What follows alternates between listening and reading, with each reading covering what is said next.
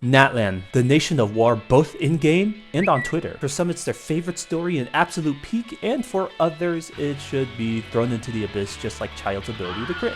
For me, I feel conflicted. Natlan before its release was a region shrouded in mystery, with the main two things us knowing about Natlan being that it's a nation drowned in war, and Venti calling the pirate Archon a wretch. Now that this mystery has been revealed and we are able to experience all the cool ideas and stories from this region, I can't help feel but underwhelmed with its conclusion. For a region with so much hype and anticipation, it just feels like its execution couldn't deliver on all the interesting things this region had to offer. But I'm getting ahead of myself. Let's take a step back and look at Natlan, the most divisive region in Genshin's history. When it comes to Natlan's story, for me it can be summarized as a lot of cool ideas and lore lost in execution. Natlan's story had incredible amounts of potential. The first two acts felt like a good introduction with Kachina's journey through the pilgrimage and our introduction to the Night Kingdom. The third act was okay, as it was definitely slower, but introduced us to a lot of new characters. The fourth act is where things really picked up the pace and where Natlan really felt like the region of war, with us fighting the abyss all over Natlan and experiencing the carnage that was being done to the region. But then after the fourth act, the story sort of loses all its weight and impact, as the fifth act in my opinion was an incredibly poorly utilized interlude quest, and the final act, though cool, just didn't hit or feel like it had any stakes. Like, Natlan had plenty of cool lore moments, such as meeting the Lord of Night, Capitana being from Conria, and the Lord of Death and her rules that bound Mavuika to almost sacrificing herself. All these moments are cool, but they are just dropped on the player for shock value instead of being integrated into the story. Like, there's this sequence where Silali and Shilonen are talking to the Lord of the Night, and it is mentioned that crafting the Traveler's ancient name would kill Shilonen. But then when she crafts the Traveler's ancient name, Shilonen's fine, Silali shows no worries, and they go on business as normal. Like, sorry, did I miss something here, or is Shilonen that goated and plot holes can't kill her? Okay, after further research, it seems like the shorten her lifespan thing was used more in the context of shortening her lifespan, rather than just outright killing her. But even then, whether that's a translation error or whatever happened there, that's still very ambiguous and not written well, so, you know, that's still not great. Natlan really felt like the nation had no stakes. Sure, the nation is at war, but it really only felt like it was at war for one act. Act 4 for me felt like the only time Natlan was under attack, and it did it well. The immersive gameplay and storytelling, going all over the region to help each tribe, the death counter, that act was highly well done and was the only time I felt like there were any stakes on the line for the region. The pacing of the region also really split it up so that it felt like Natlan really wasn't even fighting at some times. It's like, I know the region is at war, but how is it that Inazuma felt more at war than Natlan? Like, at the end of the day, we all know things will be okay because the story has to go on for Hoyo to make money, but Natlan felt like anytime there was a problem, it was immediately solved. It never felt like there were any stakes on the line because the power of friendship made things okay. In other regions, we knew things would be fine, but we didn't know that Tepe would die from accelerated aging. We didn't know if Dunyarzad's illness would take her before Sumeru's troubles were solved, and we didn't know Melis and Silver would die saving others from the primordial seawater. Meanwhile, in Natlan, oh, Traveler and the gang are stuck in the Night Kingdom? It's okay because Mavuika can punch. Capitano incredibly disagrees with the way Mavuika manages Natlan and fights the Abyss. It's okay because Mavuika can punch. The entire nation is at war and people are dying left and right. But it's okay because Mavuika can punch a hole in space and time and reveal a hidden moon. Like, I don't need someone to die in order to feel like there are any stakes to the nation's problems, but even after understanding that Natlan's people are suffering and have been for a long time, I'm still not feeling it. Every other nation had a sense of dread or worry that if something didn't happen soon, a lot of people would die, but in Natlan, it felt like there have been more celebrations versus conflicts. I know I'm being really critical, but at the same time, it's not like Genshin can't make good stories. Sumeru and Fontaine are great examples of stories that Genshin has done that, while they have their own issues, they still have suspense and stakes, they have stronger and more meaningful connections with their characters, and their story conclusions are strong, tying all the storylines together at the end. Natlan's conclusion felt weak in comparison, as I personally felt weird that it was just Traveler and Mavuika fighting the final boss alone. I know that if you did all the tribe quests, they would come and support you in different ways on your way to the final fight, but at the end of the day, this is also their nation, and I felt that having the entire cast there together would have made for a stronger impact and a deeper connection with the characters too. Natlan's story to me felt like Genshin originally had a completely different idea for the story, but then scrapped it and made this half-baked story we experience today. It's not horrible, and there are plenty of moments that I think are cool and fun, but after experiencing a story like Fontaine that was able to evoke emotions and connections out of me that I never thought a gacha game could ever do, Natlan's story has really felt like a step down in the wrong direction.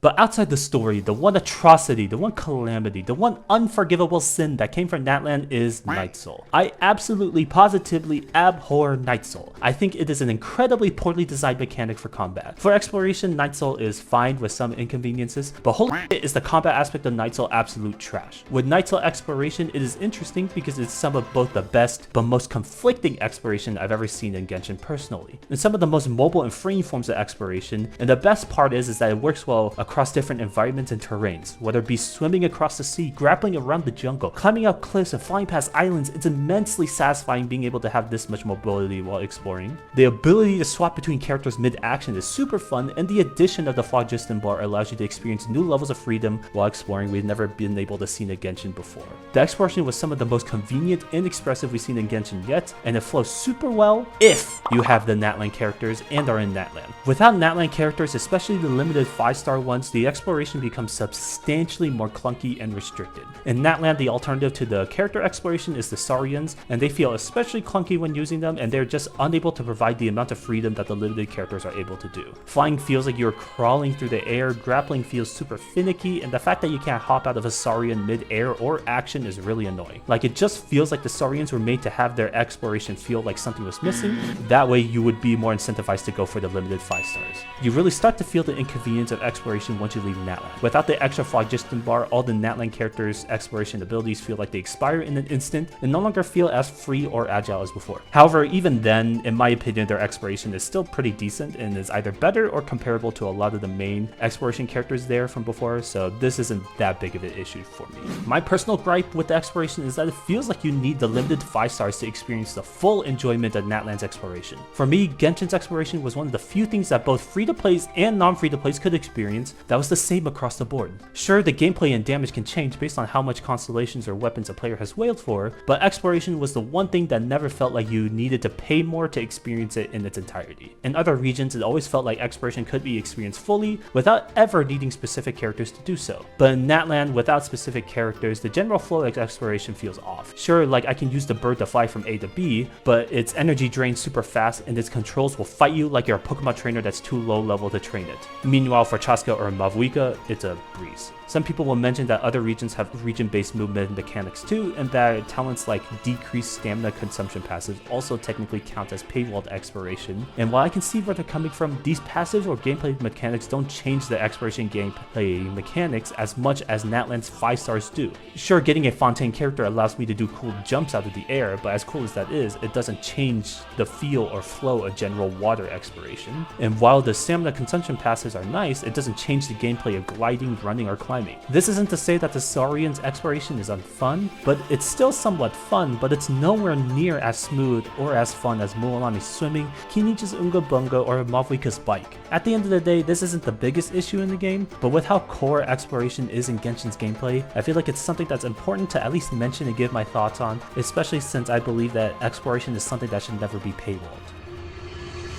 Now, Night Soul combat, on the other hand, feels like instead of using players' skill and game knowledge to enhance their gameplay, it's a mechanic locked behind exclusive characters and kits. Needing to use Night Soul to interact with specific mobs and bosses is one of the worst design choices I've ever seen, period. It's already bad enough that the core gameplay of elemental reactions is nerfed by these enemies, as it takes a substantially longer time to break enemy durability shields with reactions, but the fact that there are some bosses that could really only be interactive with Night Soul is dumb. First off, there's the Abyss plants that will take 0 damage when the shield is active. Granted, in the overworld it doesn't take too long to break their shields, but in the Abyss, without a Natlan character, you are essentially screwed. The enemy's HP is super tanky on top of the fact that the shields are also super tanky even when using Night Soul to break them. I know that reactions like burning or hyperbloom can help speed up the shield break progress, but at the end of the day, not everyone's going to have access to those characters that can utilize those reactions consistently. And specifically in Abyss, those reactions may sometimes not be the best ones to use depending on the upcoming enemies later in the chamber. There's even some enemies where Night Soul is the only way to stun and weaken the enemy, like the Configuration Device boss. Not only does this boss have a 60% resistance to all elements while its shield is up, its shield can only be broken by using Night Soul, and even then, breaking the shield doesn't stun the boss. Breaking the shield causes the boss to enter a phase where it summons 2 pillars of Phlogiston that have a thingy on top of them that has to be broken under a certain period of time, and then it is stunned and weakened. As an additional screw you, they made the pillars unclimbable by regular climbing, meaning that only specific characters characters from Fontaine or before can get on it, or you can use most Natlan characters since most of them have the ability to climb, jump, or have some sort of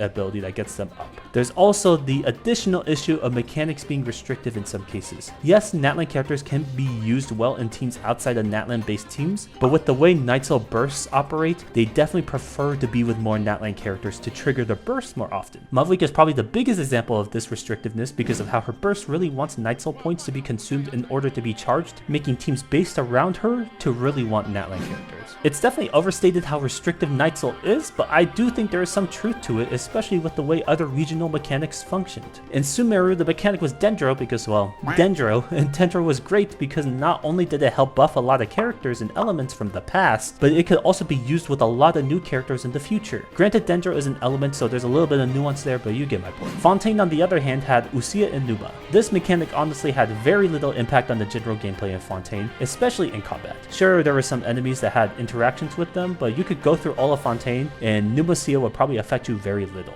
An argument could be made that Numacia is used too little, which I would agree with to a degree, but I really liked how it was able to be used to enhance the gameplay and provide small benefits without making everything revolve around it. Like it being able to be used to stun enemies or break shields was great, but I didn't need to prioritize it during boss fights. The only time you needed to consider Numacia was during the narwhal fight with the soldier inside its belly, and even then reactions could still break the shield with ease. Nightsoul really just sucks with how core it is, because to me it doesn't really enhance gameplay. It's more like, here's a problem and here's your solution, buy it now for the low cost of Hard Pity and the Chi-Chi. It's just unfortunate because instead of allowing players more expressions of creativity or more opportunities to solve the problems they face, the answer is thrown in front of them with other options being more frustrating and less effective. It's additionally disappointing because the Natlan characters all have really unique gameplay styles, like Kinich's lock-on grappling, Mualani's shark, Chaska's big gun. Like, these are all super cool styles of gameplay, but instead of focusing on this, they focus on the fact that Nightsoul makes it easier to beat the emo plant in Abyss. I don't know. I know that my biases are definitely affecting me here, but Nightsoul really just feels like it was shoved into the game to be the main selling point of new Natlan characters, instead of trying to market characters on the interesting parts of their lore and how fun they are to play.